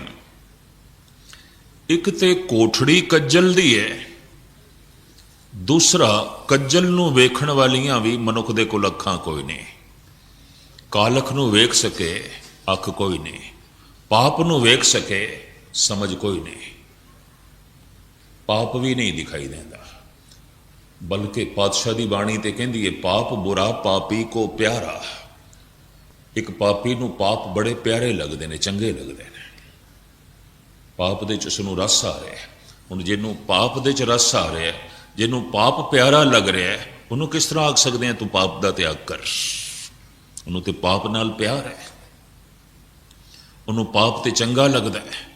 और सिर्फ चंगा ही नहीं लगता, पाप दे च उसनूं रस आ रहा है, स्वाद आ रहा है। ये किस तरह त्याग करेगा? पाप पाप नहीं दिखाई देता, कालख कालख नहीं दिखाई देती, मैल मैल नहीं दिखाई देती। तो जब मैल मैल नहीं दिखाई देती तो फिर निर्मल होने का ख्याल भी नहीं पैदा होएगा। और अपनी मैल इस वास्ते भी नहीं दिखाई देती, बहुत नेड़े है, बहुत नेड़े है। ये भी मैं अर्ज करते हैं, अखां दे उपर किताब रखते ही है, पढ़ नहीं सकांगे, कोई थोड़ी जी दूरी चाहिए। अखां दे उपर तस्वीर नूं रखते ही है, वेख नहीं सकांगे, थोड़ी जी दूरी चाहिए। अपनी महल बहुत नेड़े है, बहुत नेड़े, नहीं दिखाई देती। अपने गुनाह बहुत नेड़े ने, बहुत नेड़े ने, नहीं दिखाई देते। तो एक ते कालक दिखाई ना देवे, अंधापन, ते दूजी कालक पसरी हुई होवे, तो मनुख बेदाग किस तरह रह सके? इसनूं डॉक्टर मुहम्मद इकबाल ने अपने आलमाना ढंग नाल बयान किया। दरम्याने कारे दरिया तख्ता बदम करदा अमी, बाजमी गोयन के दामन तरमकुन होशियार बाश। इकबाल कहता है, ऐ खुदा निराली लीला मैं तेरी देख रहा। दरम्याने कारे दरिया तख्ता बदम करदा अमी, तू मैनू लकड़ दे तख्ते नाल बन दिता है ते सुट दिता है दरिया दे, उस दरिया दे जिस दे छल्लां ने, ते हुण उपरों मैनू आख रहे हैं तू भिजी ना। अपना दामन बचावी, अपने कपड़े गिले ना होने दें, चावी दरमियाने के दरिया तख्ता बदम करदामी, बयन के दामन तरम होशियारबाज। ऐ खुदा, ये मेरे को नहीं हो सकता कि हुण मैं अपना दामन बचावां, छिट्टे ते मैनू पहनगे, इन्नियां लहरां, इतना उछाल तो उत्थे मैनू सुट दिता है, मैं किवें अपना दामन बचावां। और उत्थे जो अपना दामन बचा के किनारे लग जाते हैं, बस उसे नू संत कहते हैं, उसे नू गुरमुख कहते हैं, उसे नू भगत कहते हैं, उसे नू ब्रह्म ज्ञानी कहते हैं, वही पूर्ण पुरख है। धन गुरु अर्जन देव जी महाराज ने आलमाना ढंग नाल एक प्रश्न किया है, काजर कोठ में भई न कारी, निर्मल बरन बन्योरी। रहिंदा तू कज्जल दी कोठड़ी दे च है, और मैं हैरान हाँ तेरे कपड़े निर्मल साफ सुथरे, तू कालख तो किस तरह बचा ले, दाग तो किस तरह बचा ले। गुस्ताखी माफ, जिस तरह अंधे नू कालख नहीं दिखाई देंदी, पापी नू अपने ते दूजियां दे पाप नहीं दिखाई देंदे, चोर नू अपनी ते दूजे दी चोरी नहीं दिखाई देंदी, जालिम नू अपना ते दूजे दा जुल्म नहीं दिखाई देंदा। मनोविज्ञानी इस नाल सहमत ने, चोटी दे जालिम नू दूजे दा जुल्म भी नहीं दिखाई देंदा, चोटी दे गुनाहगार नू दूजे दे गुनाह भी नहीं दिखाई देंदे। सहमति हो जाती, समतल बराबरी नहीं दिखाई देंदे। जब गुनाह दिखाई नहीं देंदा तो गुनाह नू धोना की, जब धब्बे दिखाई नहीं देंदे तो धब्बियां नू मिटाना की। पाप दा कोई एहसास ही नहीं, पाप दिखाई नहीं देंदा, इसनू धोवे कौन, ते पाप ही ते महल है परिए मत, पापां के संग ओ धो पे नावे के रंग। आखिर कालक है कि पाप जो मन ते पैंदी है, एक कालख एक आलूदगी वो है जो तन ते पैंदी है, कपड़े ते पैंदी है, सहजे सहजे मेले आउंदे ने। एक आलूदगी ऐसी है जो सीधी मन ते पैंदी है, और किसी थां ते बैठ के मन ज्यादा बुरा सोचे है, समझ लेना उत्थे बुरियां तरंगा बहुत ज्यादा ने। जिथे बैठ के मन बहुत बुरा सोचे है, समझ लेना कालख बहुत है, बाहर दियां तरंगा इसनू बहुत प्रभावित कर रही ने। जबकि गुरबाणी कहती है मन अपने ते बुरा मिटाना, बुराई नू पहले मन दे चों कढ, तन दे तल ते चलो तू संजम रख लवेगा, कानून भी है समाज भी है, तू अपने हत्थां नू काबू रख लवेगा। बई मैं इस हथ नाल अग नहीं लानी, कानून पकड़ेगा, समाज पकड़ सकता है। मैं इस जबान नाल गलत नहीं बोलना, संसार की आखेगा, और कानून दे दायरे च भी आ सकदा कि मैं जबान नाल कमाए दे घर नू अग ला। पर जे मन नाल कोई करे, ना समाज नू पता ना कानून नू पता, पहुंच ही नहीं है, बिल्कुल खुल है। इस वास्ते इस सदी दे च अयोके युग दे च मनुख दा मन कालख नाल भर गया।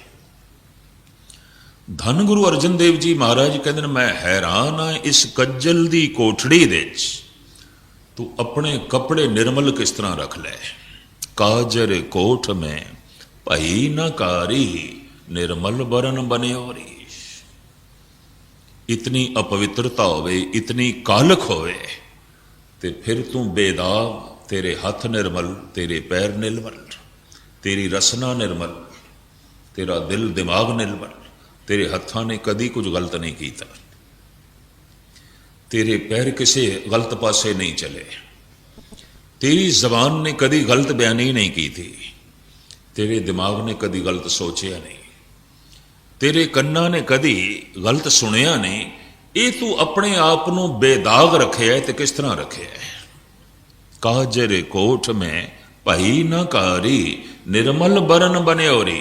सतगुरु इत्थे तक नहीं रुकते, अगां कहते ने मोह मलन नींद ते छुटकी, कौन अनगरो पयोरी। अनगरो कहते ने बख्शिश नो। दस ते सही मैनू तेरे ते बख्शिश केड़ी हो गई है, जिस नींद दे सारा संसार सुता पिया तू जाग पिया, तू सुचेत हो गया। मोह मलन नींद ते छुटकी, मोह दी निंद्रा, मैल भरी निंद्रा, और जिस नाल बड़ा प्रबल मोह है वो हर वक्त याद आवेगा। जिस नाल मोह है, अगर ऐसा मनुख निरंकार नूं भी याद करेगा तो जिस ते मोहित है वही उसनूं याद आवेगा, निरंकार नहीं। जिस नाल मोह है बार बार उस दे ही फुरने चलणगे। जिस नाल मोह है यादां दे च ओही होवेगा। अगर संसार दा मोह है तो निरंकार नूं याद करना औखा है।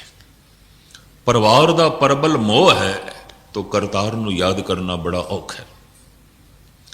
पदार्थां दा प्रबल मोह है तो परमात्मा नूं याद करना बड़ा औखा है। कहंदे ने कम से कम एक स्थान दे उत्ते तो इस मोह नूं एक पासे रख।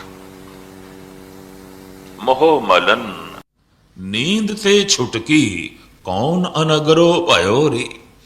महामोहनी तुध ना व्यापे, तेरा आलस कहां गयो रे।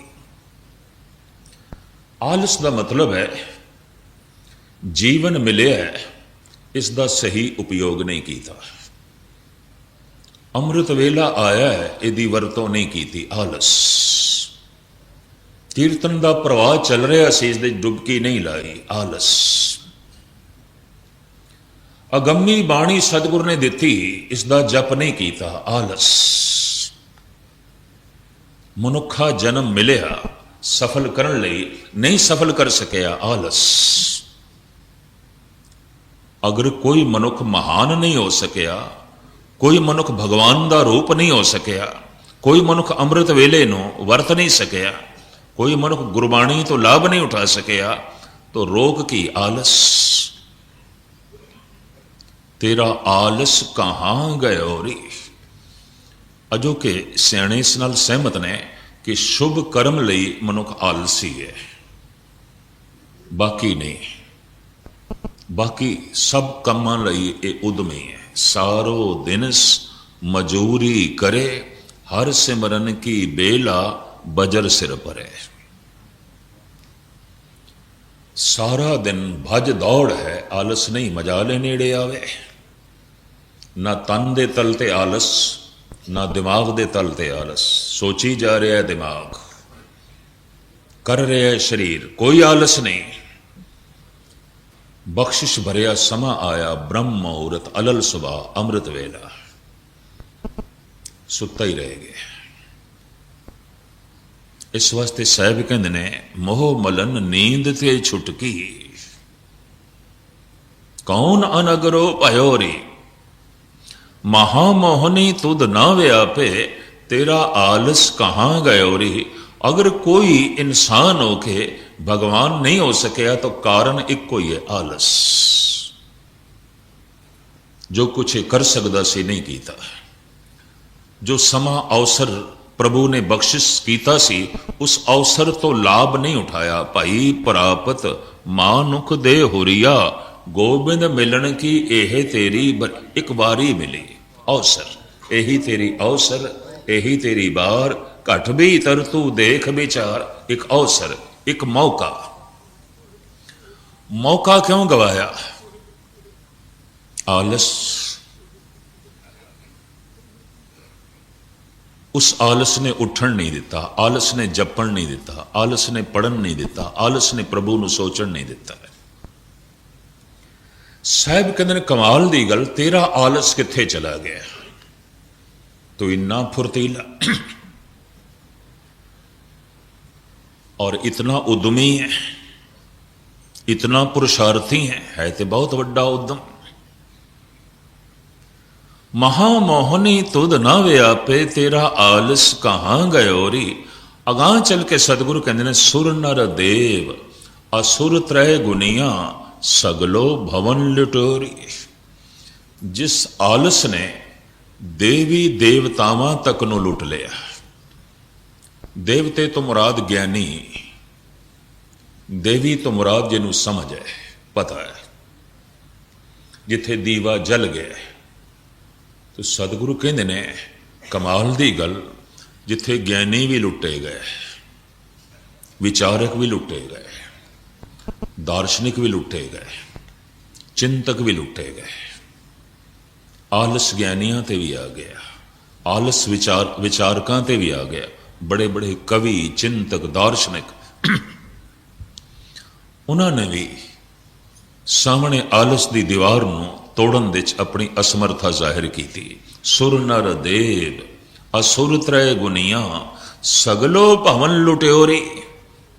ਤਿੰਨ ਗੁਣਾਂ ਵਿੱਚ ਜੀ ਰਹੇ ਜਿਹੜੇ ਮਨੁੱਖ ਨੇ, ਤੂੰ ਤੇ ਤਿੰਨਾਂ ਹੀ ਗੁਣਾਂ ਨੂੰ ਲੁੱਟ ਲਿਆ। ਰਜੋ ਤਮੋ ਸਤੋ, ਤਮੋ ਗੁਣੀ, ਰਜੋ ਗੁਣੀ, ਸਤੋ ਗੁਣੀ। ਤਮੋ ਗੁਣੀ ਕੁਛ ਵੀ ਕਰਮ ਨਹੀਂ, ਪ੍ਰਬਲ ਆਲਸ, ਲੇਕਿਨ ਮੰਗ ਬੜੀ ਪ੍ਰਬਲ। ਕੁਛ ਵੀ ਸਮਝ ਨਹੀਂ, ਲੇਕਿਨ ਮੰਗ ਬੜੀ ਪ੍ਰਬਲ। ਤੇ ਜਦ ਪੂਰਤੀ ਨਹੀਂ ਆਉਂਦੀ ਤੇ ਕ੍ਰੋਧ ਨਾਲ ਭਰ ਜਾਂਦੇ ਨੇ। ਇਹਨਾਂ ਨੂੰ ਕਹਿੰਦੇ ਨੇ ਤਮੋ ਗੁਣੀ। ਤਮ ਦਾ ਮਤਲਬ ਹੈ ਹਨੇਰਾ, ਅੰਧੇਰੇ ਵਿੱਚ ਰਹਿਣ ਵਾਲੇ। ਆਪ ਦੀ ਗਿਆਤ ਲਈ ਅਰਜ਼ ਕਰਾਂ, ਬੇਸ਼ੁਮਾਰ ਐਸੇ ਜੀਵ ਨੇ ਜੋ ਅੰਧੇਰੇ ਵਿੱਚ ਰਹਿੰਦੇ ਨੇ। ਮੱਛਰ ਨੇ, ਅੰਧੇਰਾ ਪਸੰਦ ਹੈ।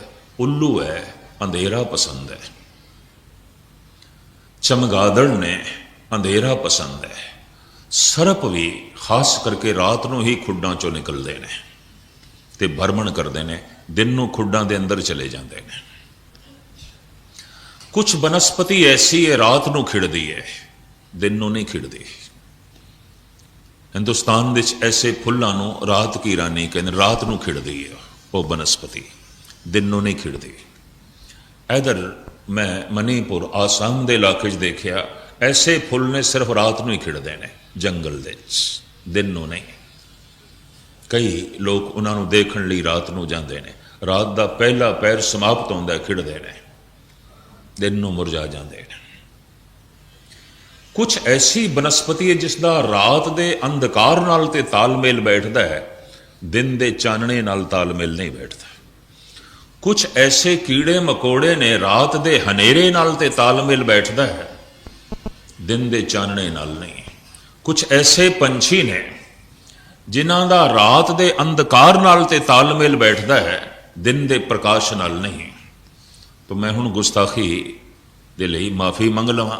ਬਹੁਤ ਸਾਰੇ ਐਸੇ ਮਨੁੱਖ ਨੇ ਜਿਨ੍ਹਾਂ ਦਾ ਰਾਤ ਦੀ ਤਾਰੀਕੀ ਨਾਲ ਤੇ ਤਾਲਮੇਲ ਬੈਠਦਾ ਹੈ, ਦਿਨ ਦੇ ਉਜਾਲੇ ਨਾਲ ਨਹੀਂ, ਦਿਨ ਦੇ ਪ੍ਰਕਾਸ਼ ਨਾਲ ਨਹੀਂ। ਔਰ ਜਿਨ੍ਹਾਂ ਮਨੁੱਖਾਂ ਦਾ ਰਾਤ ਦੀ ਤਾਰੀਕੀ ਨਾਲ ਤਾਲਮੇਲ ਬੈਠਦਾ ਹੈ ਤੇ ਪ੍ਰਫੁੱਲਤਾ, ਉਹ ਫੁੱਲ ਦੀ ਤਰ੍ਹਾਂ ਖਿੜਦੇ ਨੇ ਸਿਰਫ ਰਾਤ ਨੂੰ, ਇਹਨਾਂ ਨੇ ਹੀ ਕਲੱਬਾਂ ਨੂੰ ਜਨਮ ਦਿੱਤਾ, ਥੀਏਟਰਾਂ ਨੂੰ ਜਨਮ ਦਿੱਤਾ, ਜੂਏ ਖਾਨਿਆਂ ਨੂੰ ਜਨਮ ਦਿੱਤਾ, ਮੈਖਾਨਿਆਂ ਨੂੰ ਜਨਮ ਦਿੱਤਾ ਇਹਨਾਂ ਨੂੰ, ਕਿਉਂਕਿ ਇਹਨਾਂ ਦੀ ਰੌਣਕ ਹੀ ਰਾਤ ਦੀ, ਦਿਨ ਦੀ ਨਹੀਂ ਹੈ। ਔਰ ਜਿਨ੍ਹਾਂ ਦਾ ਦਿਨ ਦੇ ਉਜਾਲੇ ਨਾਲ ਜੋ ਹੈ ਤਾਲਮੇਲ ਬੈਠਿਆ, ਇਹਨਾਂ ਨੇ ਧਾਰਮਿਕ ਮੰਦਿਰਾਂ ਨੂੰ ਜਨਮ ਦਿੱਤਾ ਔਰ ਇਹਨਾਂ ਨੇ ਅੰਮ੍ਰਿਤ ਵੇਲੇ ਦੀ ਵਰਤੋਂ ਕੀਤੀ, ਇਹਨਾਂ ਲੋਕਾਂ ਨੇ। ਔਰ ਆਪ ਸੁਣ ਕੇ ਹੈਰਾਨ ਹੋਵੋਗੇ, ਤਮ ਸੰਸਾਰ, ਸਾਹਿਬਾਂ ਨੇ ਕਹਿ ਦਿੱਤਾ ਹੈ, ਇਹ ਤੇ ਤਮੋਗੁਣੀ ਸੰਸਾਰ ਹੈ, ਬਹੁ ਗਿਣਤੀ ਤਮੋਗੁਣੀ ਦੀ ਹੈ। ਅੰਧੇਰੇ ਨਾਲ ਤਾਲਮੇਲ ਬੈਠਦਾ ਹੈ, ਪ੍ਰਕਾਸ਼ ਨਾਲ ਨਹੀਂ। ਔਰ ਆਪ ਦੀ ਗਿਆਤ ਲਈ ਅਰਜ਼ ਕਰਾਂ, ਜਿਨ੍ਹਾਂ ਜੀਵਾਂ ਦਾ ਅੰਧੇਰੇ ਨਾਲ ਤਾਲਮੇਲ ਬੈਠਦਾ ਹੈ, ਹਾਨੀਕਾਰਕ ਨੇ। ਠੂੰਵੇਂ ਦਾ ਰਾਤ ਦੀ ਤਾਰੀਕੀ ਨਾਲ ਤਾਲੁਕ ਹੈ, ਰਾਤ ਨੂੰ ਨਿਕਲਦੇ ਨੇ। ਸੱਪ ਰਾਤ ਨੂੰ ਨਿਕਲਦੇ ਨੇ, ਸ਼ੇਰ ਸ਼ਿਕਾਰ ਲਈ ਰਾਤ ਨੂੰ ਨਿਕਲਦਾ ਹੈ, ਮੱਛਰ ਰਾਤ ਨੂੰ ਹੀ ਨਿਕਲਦੇ ਨੇ, ਚਮਗਾਦੜ ਰਾਤ ਨੂੰ ਹੀ ਉੱਡਦੇ ਨੇ, ਉੱਲੂ ਰਾਤ ਨੂੰ ਹੀ ਆਪਣੇ ਆਲਣੇ ਚੋਂ ਨਿਕਲਦਾ ਹੈ। ਔਰ ਫਿਰ ਪੰਛੀਆਂ ਦੇ ਆਲਣੇ, ਜਿੱਥੇ ਪੰਛੀ ਸੁੱਤੇ ਪਏ ਹੁੰਦੇ ਨੇ, ਉਹਨਾਂ ਦੇ ਮਾਸੂਮ ਬੱਚੇ ਚੁਗਦਾ, ਉਹਨਾਂ ਦੇ ਅੰਡੇ ਚੁਗਦਾ, ਖਾਂਦਾ ਹੈ। ਰਾਤ ਦੇ ਅੰਧੇਰੇ ਨਾਲ ਜਿਨ੍ਹਾਂ ਪੰਛੀਆਂ ਦਾ ਔਰ ਜਿਸ ਪਸ਼ੂ ਦਾ ਤਾਲਮੇਲ ਬੈਠਿਆ ਹੈ, ਦੂਜਿਆਂ ਲਈ ਹਾਨੀਕਾਰਕ ਨੇ, ਨੁਕਸਾਨਦਾਰ ਨੇ, ਹਿੰਸਕ ਨੇ। ਔਰ ਮਨੁੱਖਾਂ ਬਾਰੇ ਸਾਹਿਬ ਤੇ ਇਹ ਕਹਿ ਰਹੇ ਨੇ, ਤਮ ਸੰਸਾਰ, ਅੰਧਕਾਰ, ਤਮੋਗੁਣੀ। ਬਹੁਤੇ ਮਨੁੱਖਾਂ ਦਾ ਵੀ ਤਮੋਗੁਣ ਨਾਲ ਤਾਲਮੇਲ ਬੈਠਿਆ ਹੈ, ਅੰਧੇਰੇ ਨਾਲ। ਇਹੀ ਕਾਰਨ ਹੈ ਮੰਦਰਾਂ ਦੀ ਰੌਣਕ ਉਜੜ ਗਈ, मैखानिਆਂ ਦੀ ਰੌਣਕ ਵੱਧ ਗਈ, धार्मिक मंदिरां दी रौनक खत्म हो गई, जूए खानिਆਂ ਦੀ रौनक ਵੱਧ गई। वो दिन लम गए कि कीर्तन होआ रहन सबाई, उन ते सारी रात जूआ चलदा है। मैखानिਆਂ ਦੀ रौनक चलदी है, वैश्यालियां ਦੀ रौनक चलदी है, क्लब थिएटरां ਦੀ रौनक चलदी है। धार्मिक मंदिरां ਦੀ गल रह गई दिन दे समय, अमृत वेले दे समय। तालमेल बैठे आ जिन्हां दा रात दी तारीकी नाल, तो इत्थों गल स्पष्ट हो गई, उन्हां दे मन दे च भी अंधेरा है बड़ा भारी। कुछ सच दी समझ नहीं, कोई सच दा ज्ञान नहीं, कोई बोध नहीं, आलस बड़ा परबल सच लई, और कर्म कोई महान करने नहीं, ते मंग बहुत ज्यादा। ते जद उसकी पूर्ति नहीं आती तो क्रोध नाल भर जाना। अति क्रोधी मनुख तमो गुणी होंदा है, अति तृष्णालु मनुख तमो गुणी होंदा है, अति ईरखा नाल भरिया होया मनुख तमो गुणी होंदा है। और साहिब कहते ने सारा संसार तमो गुणी हो गया। साहिब गुरु अर्जन देव जी महाराज कहते ने, सुर नर देव असुर त्रै गुनिया, सगलो भवन लुटियोरी। ऐ आलस तू तमो गुणियां नूं ते लुटिया, पर कमाल दी गल है तू रजो गुणियां नूं भी लुट लिया, तू सतो गुणियां नूं भी लुट लिया। रजो गुणी उद्यमी, बड़े उद्यमी ने, आलस नहीं है, भज दौड़ बड़ी है। पर सतगुरु इत्थे कहंदे ने, नाम जपण लई ये भी आलसी, जिन्हां दी जिंदगी च इतनी भज दौड़ है, और कहंदे ने बड़ी बिजी है लाइफ, बड़ी मसरूफ है जिंदगी।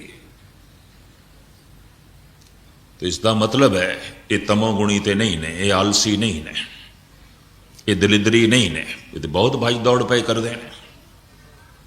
जिंदगी दे बड़ी भज दौड़ है, पर भज दौड़ परमात्मा लई नहीं है, भज दौड़ गुरु लई नहीं है, भज दौड़ ईश्वर लई नहीं है। राज योगी उसनों कहते ने, अद्धी दौड़ भज संसार लई, अद्धी दौड़ भज निरंकार लई। तन नूं भजा रहा है संसार दे मार्ग, मन नूं चला रहा है निरंकार दे मार्ग। ये बाहरों राजा बनया होया है, अंदरों योगी है। पर नहीं, जिस पासे तन बज रहे हैं, मन भी उस पासे जा रहे हैं। तो साहब इत्थे कह रहे ने, रजोगुणी भी लुटे गए, सतोगुणी जो चंगा सोचते ने, चंगा लिखते ने, चंगा बोलते ने, और हर पक्षों चंगियाइयां दा चिंतन करते हैं, ये भी आलसी, ये भी अमृत वेले की वरतों नहीं करते। और इसे ही अमृत वेले की महिमा बयान करते हुए गुरु अमरदास जी महाराज कहते ने, हर अमृत वेले वत्ते का बीजिया, भगत खाए खर्च रहे निखुट्टे नाए। इन्नी बरकत, तो इतनी बरकत तो कोई वांझा रवे तो आलसी और की है। तेरा आलस कहाँ गए। और इतनी बरकत रोज बरसे, इतनी बख्शिश रोज बरसे बारिश की तरह, तो कोई वांझा रह जाए। क्यों वांझा रह गया? आलस। तेरा आलस कहाँ गए। हो रही साहब कहते कमाल की गल, सारा जगत आलस करके सुता पे है, पर तेरा आलस किथे चला गया? तू तो उठ बैठे है, तू तो बख्शिश का पात्र बन गया, तू तो बख्शिश अपनी झोली च पा ली। सिख साधी ने भी इस संबंध अपने विचार बड़े कीमती व्यक्त किए हैं। वो कहते हैं, दुआ कुन ब शबचों गदाया सोज, अगर में कुनी बादशाही बरोज। गुलिस्तान दे ये शेर मैनू बड़ा प्यारा ते बड़ा कीमती लगे। भावें ये सानू तीजी ते चौथी च पढ़ाई जाती होंदी सी पठानिस्तान दे गुलिस्तान, बोस्तान, परशियन। एक शेर जिसने बचपन दे मेरे मन नू प्रभावित किया, भुलिया ही नहीं, इस फकीर दा। दुआ कुन ब शबचों गदाया सोज, अगर में कुनी बादशाही बरोज। ऐ मनुख, ਜੇ ਤੂੰ ਦਿਨ ਦੇ ਸਮੇਂ ਮਨੁੱਖਾਂ ਵਿੱਚ ਬਾਦਸ਼ਾਹਾਂ ਦੀ ਤਰ੍ਹਾਂ ਜੀਵਣਾ ਚਾਹੁੰਦਾ ਹੈ ਤਾਂ ਰਾਤ ਦੇ ਚੌਥੇ ਪੈਰ ਖੁਦਾ ਦੇ ਅੱਗੋਂ ਗਦਾਗਰ ਬਣ ਜਾਇਆ ਕਰ, ਮੰਗਤਾ ਬਣ ਜਾਇਆ ਕਰ, ਭਿਖਾਰੀ ਬਣ ਜਾਇਆ ਕਰ। ਗਦਾਗਰ ਕਹਿੰਦੇ ਨੇ ਮੰਗਤੇ ਨੂੰ। ਜੇ ਤੂੰ ਆਪਣੀ ਬਾਦਸ਼ਾਹਤ ਨੂੰ ਕਾਇਮ ਰੱਖਣਾ ਚਾਹੁੰਦਾ ਹੈ, ਤੂੰ ਚਾਹੁੰਦਾ ਜੀਵਨ ਮੇਰਾ ਸੁੱਖ ਨਾਲ ਬਤੀਤ ਹੋਵੇ, ਸਮਾਜ ਦੇ ਵਿੱਚ ਮੈਂ ਸੁਖੀ ਹੋਵਾਂ, ਪਰਿਵਾਰ ਦੇ ਵਿੱਚ ਮੈਂ ਸੁਖੀ ਹੋਵਾਂ, ਬਾਜ਼ਾਰ ਦੇ ਵਿੱਚ ਮੈਂ ਉੱਨਤ ਹੋਵਾਂ ਔਰ ਬਾਦਸ਼ਾਹਾਂ ਦੀ ਤਰ੍ਹਾਂ ਜੀ ਸਕਾਂ, ਇਹ ਫਕੀਰ ਕਹਿੰਦਾ ਹੈ ਫਿਰ ਮੇਰੇ ਕੋਲ ਇੱਕ ਅਨੁਭਵ ਦੀ ਗੱਲ ਸੁਣ ਲੈ, ਮੇਰੇ ਕੋਲ ਇੱਕ ਤਜਰਬੇ ਦੀ ਗੱਲ ਸੁਣ ਲੈ। ਦੁਆ ਕੁਨ ਬਾ ਸ਼ਬ ਚੋਂ ਗਦਾਇਆ ਸੋਸ, ਅਗਰ ਮੈਂ ਕੋਨੀ ਬਾਦਸ਼ਾਹੀ ਬਰੋਜ਼। ਜੇ ਤੂੰ ਦਿਨ ਦੇ ਸਮੇਂ ਬਾਦਸ਼ਾਹਾਂ ਦੀ ਤਰ੍ਹਾਂ ਜੀਵਣਾ ਚਾਹੁੰਦਾ ਹੈ ਤਾਂ ਰਾਤ ਦੇ ਚੌਥੇ ਪੈਰ ਖੁਦਾ ਦੇ ਅੱਗੋਂ ਭਿਖਾਰੀ ਬਣ ਜਾਇਆ ਕਰ, ਮੰਗਤਾ ਬਣ ਜਾਇਆ ਕਰ।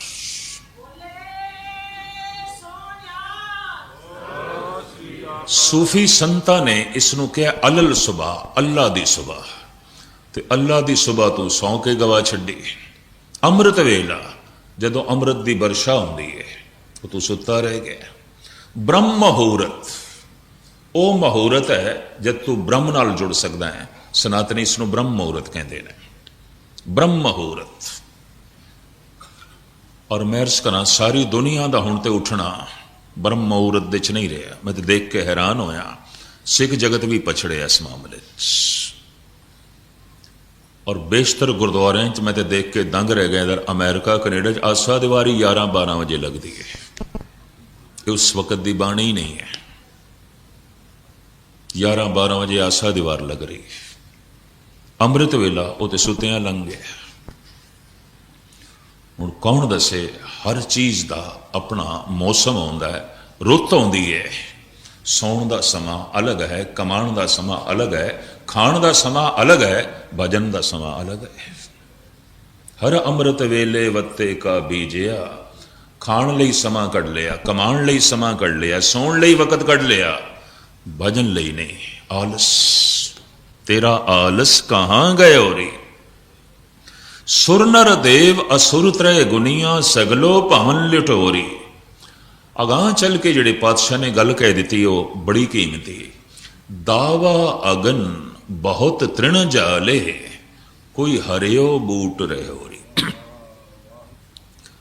ਮਹਾਰਾਜ ਕਹਿੰਦੇ ਜਿਸ ਤ੍ਰਿਸ਼ਨਾ ਦੀ ਅਗ ਨੇ, ਜਿਸ ਤਮੋ ਗੁਣ ਦੀ ਅਗਨੀ ਨੇ ਸਾਰੀ ਦੁਨੀਆ ਨੂੰ ਜਲਾ ਕੇ ਖਾਕ ਕਰ ਦਿੱਤਾ ਹੈ, ਤੂੰ ਮੈਨੂੰ ਹਰਾ ਭਰਾ ਦਿਖਾਈ ਦੇ ਰਿਹਾ ਹੈ।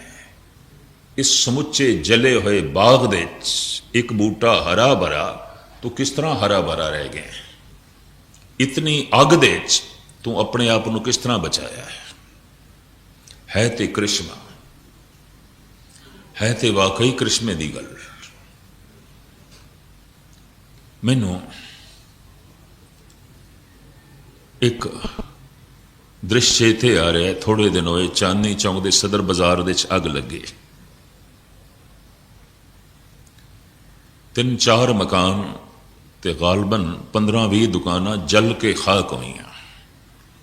ਰਹਿਣ ਵਾਲੇ ਵੀ ਜਲ ਕੇ ਖਾਕ ਹੋਏ। ਇੱਕ ਬੰਦਾ ਬਚ ਗਿਆ ਸੀ, ਬਿਲਕੁਲ ਸਹੀ ਸਲਾਮਤ, ਕੁਛ ਨਹੀਂ। ਦਾਸ ਦੇ ਨਾਲ ਇੱਕ ਸਿੰਘ ਸਨ। ਕਹਿਣ ਲੱਗੇ ਮੈਂ ਉਸਦੇ ਘਰ ਜਾਣਾ, ਉਹਦੇ ਕੋਲ ਜਾਣਾ ਹੈ, ਸਿਰਫ ਪੁੱਛਣ ਲਈ ਤੂੰ ਬਚਿਆ ਕਿਸ ਤਰ੍ਹਾਂ। ਕਹਿੰਦੇ ਜਿਹੜੇ ਜਲ ਗਏ ਤੇ ਜਲ ਨਹੀਂ ਸੀ, ਇੰਨੀ ਅੱਗ, ਚਾਰੋਂ ਪਾਸੇ ਅੱਗ 'ਚ ਫਸੇ ਹੋਏ, ਜਾਣ ਦਾ ਕੋਈ ਤਰੀਕਾ ਨਹੀਂ, ਬੁਝਾਉਣ ਦਾ ਕੋਈ ਵਸੀਲਾ ਨਹੀਂ, ਛੋਟੀਆਂ ਛੋਟੀਆਂ ਗਲੀਆਂ, ਜਲ ਗਏ। ਕਹਿੰਦਾ ਇਹਨਾਂ ਲਈ ਹੁਣ ਮੈਂ ਨਹੀਂ ਸੋਚਦਾ, ਮੈਂ ਤੇ ਇਹ ਸੋਚ ਰਿਹਾ ਔਰ ਮੇਰੇ ਦਿਲ ਦਿਮਾਗ ਤੇ ਬੋਝ ਪੈ ਗਿਆ, ਇਹ ਬਚ ਕਿਸ ਤਰ੍ਹਾਂ ਗਿਆ, ਕਿਸ ਵਸੀਲੇ ਨਾਲ ਬਚਿਆ, ਆਇਆ ਕਿਸ ਤਰ੍ਹਾਂ ਬਚਿਆ। ਸਭ ਕੁਝ ਜਲ ਗਿਆ, ਕੁਛ ਵੀ ਨਹੀਂ, ਸਾਰਾ ਖਾਕ ਹੋ ਗਿਆ, ਸਭ ਕੁਝ ਰਾਖ ਹੋ ਗਿਆ, ਇਹ ਬਚ ਗਿਆ। ਕਹਿੰਦਾ ਮੈਨੂੰ ਕ੍ਰਿਸ਼ਮਾ ਦਿਖਾਈ ਦਿੰਦਾ ਹੈ, ਪ੍ਰਭ ਭਾਵੇ ਬਿਨ ਸਾਸ ਤੇ ਰਾਖੇ, ਮੈਨੂੰ ਕਰਾਮਾਤ ਦਿਖਾਈ ਦਿੰਦੀ ਹੈ। ਮੈਂ ਤੇ ਇਹ ਦੇਖਣ ਚੱਲਿਆ। ਧੰਨ ਗੁਰੂ ਅਰਜਨ ਦੇਵ ਜੀ ਮਹਾਰਾਜ ਕਹਿੰਦੇ ਮੈਨੂੰ ਤੇ ਕਰਾਮਾਤ ਦਿਖਾਈ ਦਿੰਦੀ ਹੈ, ਕ੍ਰਿਸ਼ਮਾ ਦਿਖਾਈ ਦਿੰਦਾ ਹੈ ਕਿ ਦਾਵਾ ਅਗਨ ਬਹੁਤ ਤ੍ਰਿਣ ਜਾਲੇ। ਅਲੱਗ ਅਲੱਗ ਅਗਨੀ ਆਉਂਦੀ ਹੈ। ਜੋ ਸਾਗਰ ਦੇ ਚ ਹੈ ਉਹਨੂੰ ਬੜਵਾ ਅਗਨ ਕਹਿੰਦੇ ਨੇ, जो बनस्पति दे च है इनू दावा अगन कहते हैं, जो पशु पक्षियां ते मनुखां दे शरीर दे च है इनू जठर अग्नि कहते हैं। आखिर पता मरे बंदे की पहचान की, कहते हाथ पैर ठंडे हो गए, गर्मी नहीं रही, अग नहीं रही, शरीर दे च अग्नि है, सागर दे च अग्नि है, बनस्पति दे च अग्नि है। और आप दी ज्ञात लई अज करा, जिथे शरीर दे च जठर अग्नि है, बनस्पति दे च दावा अगन है, सागर दे च बड़वा अगन है, उत्थे मन दे च तृष्णा दी अगन है। ते अग दा कम की है, अगर वो प्रगट होवे तो जला के खाक कर देंदी है। तृष्णा दी अगन तमाम दैवी गुणां नूं जला के खाक कर देंदी है। तृष्णालु मनुख दे अंदर दया नहीं हो सकती, तृष्णालु मनुख दे अंदर निर्माणता नहीं हो सकती, और तृष्णालु मनुख दे अंदर रब्बी रस नहीं हो सकता। तृष्णालु मनुख परोपकारी नहीं हो सकता। तृष्णालु मनुख नूं दूजिਆਂ दे दुख नहीं दिखाई देणगे, दूजे दी मजबूरी नहीं दिखाई देगी। जल रहा है, उन्हें तमाम दैवी गुणां नूं जला के खाक कर दिता है। साहिब कहते हैं जिस अग्नि ने सारे बगीचे साड़ के सुहा कर दिते ने, तू हरा भरा रह गया, किस तरह रहे हैं? ये तो करामात, ये तो करिश्मा। गालबन 5 अरब के करीब इस वक्त पृथ्वी ते कोई आबादी मनुखों की हो चुकी है। समाधि लीन मनुख किन्ने कौन गए? सियाणे मनुख कहते ने इन्हां 2 हत्थां दीयां उंगलियां ते ही गिण सकते हो, लंबी चौड़ी गणत की लोड़ नहीं, लंबा चौड़ा कोई हिसाब किताब करने की लोड़ नहीं। सिख जगत दे गृहस्थी ते तथा कथित कहण मात्र संत भी बड़े, पर अज तक गालबन मैनू कोई 40 साल हो गए कथा करदे हैं। एक हाथ दी उंगलियां ते गिणे जाने वाले वो पुरुष ने जिन्होंने समाधि लीन कहा जा सकता है। 2 करोड़ की कौम दे 5-4 बंदे होवन, कोई बहुत वड्डी गल नहीं है, ये तो निराशाकुन गल है। ते 5 अरब की आबादी दे कोई 100-200 मनुख होवन, ये तो कुछ भी नहीं, ये तो कोई बहुत वड्डी गिनती नहीं है। जो समाधि लीन है, जो हरे भरे ने, अग तो बच गए ने, व्यापक अग्नि तो बच गए ने। धन गुरु अर्जन देव जी महाराज तदी ते कह रहे हैं, ये अतकथनी नहीं, ये अति उपमा अलंकार नहीं, दावा अगन बहुत तृण जाले।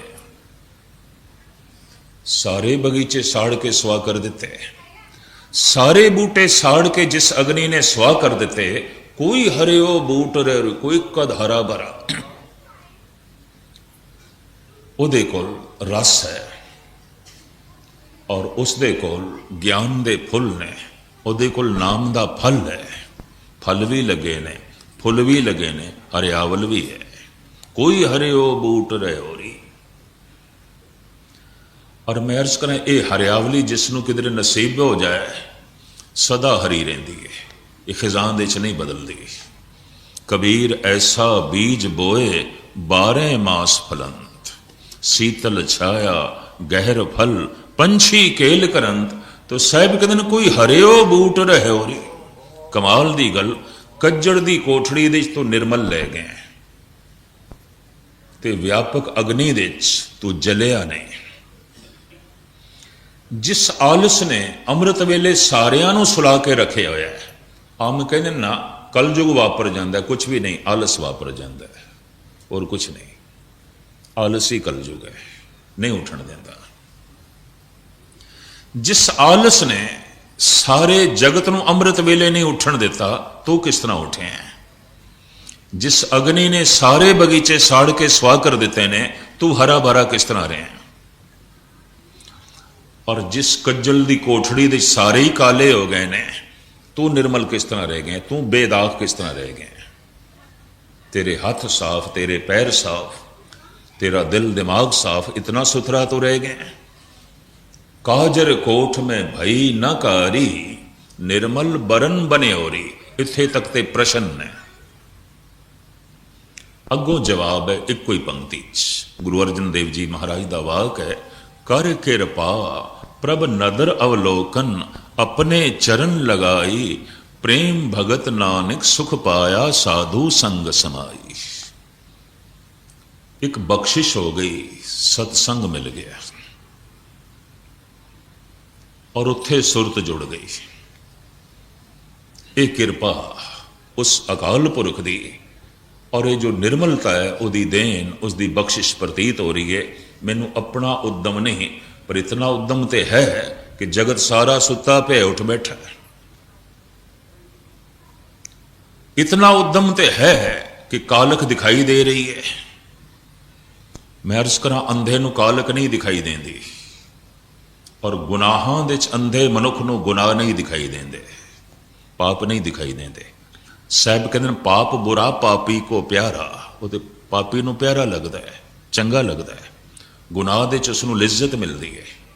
एक आलम उस्ताद ज़ौक दा कहना है, वो कौन है जिन्हें तौबा की मिल गई फुरसत। कहता मैं हैरान हाँ, गुनाहां तो तौबा पिया करता है। वो कौन है जिन्हें तौबा की मिल गई फुर्सत, यहां गुनाह करने को भी जिंदगी कम है। कहता मैं तो देखता पे जिंदगी बहुत छोटी है, बहुत सारे गुनाह करने सन, मैं कर नहीं सकता, बुढ़ा हो गया, अजीब हो गया, मैं तो अजे होर बथेरा कुछ करना सी, बड़े अनर्थ करने सन। कहता मैं हैरान हाँ, एक किड़े बंदे ने जिन्होंने ने तौबा कर ली गुनाह तो। वो कौन है जिन्हें तौबा की मिल गई फुर्सत। इतना समा कर लिया तौबा ले, इतना वक़्त कढ़ लिया संजम कर लिया, इतना वक़्त कढ़ लिया बंदगी ले। वो कौन है जिन्हें तौबा की मिल गई फुर्सत, यहां गुनाह करने को भी जिंदगी कम है। हे प्रभु, बहुत छोटी जिंदगी है, तो इतने सारे मैं गुनाह करने ने किवें करा। ये तो करिश्मा है कि इस जिंदगी दे, इस छोटी जी जिंदगी दे ते इतनी वड्डी कालक गुनाह भरे संसार दे कोई मनुख तौबा लई फुरसत कढ़ लवे, कोई मनुख अपने आप को बेदाग रख लवे। कर किरपा प्रभ नदर अवलोकन, अपने चरण लगाई, प्रेम भगत नानक सुख पाया, साधु संग समाई। करो जतन जे होए मेहरबाना। तो सतगुरु की बाणी कहती है ऐसा यतन करो, ऐसी प्रार्थना करो, बख्शिश झोली विच पै जाए, ताकि आलस की निंद्रा एक पासे हो जाए और अमृत वेले का उपयोग हो सके, और उसकी बख्शिश दे असीं पात्र बन सकीए।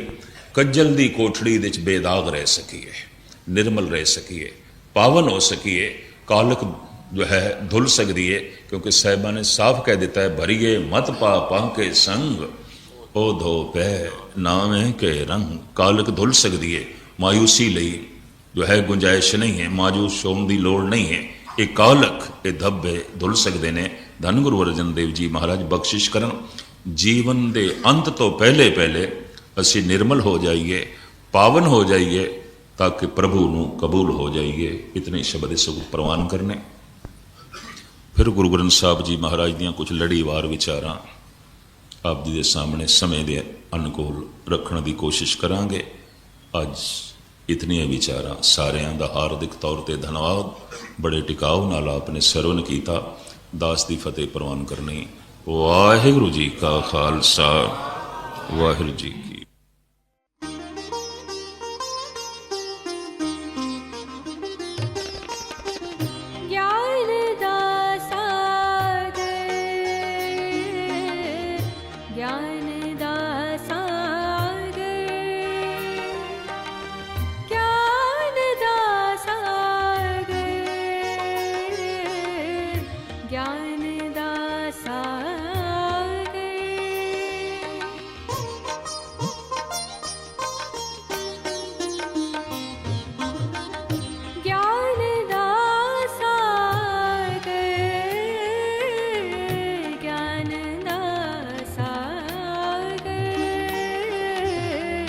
ज्ञान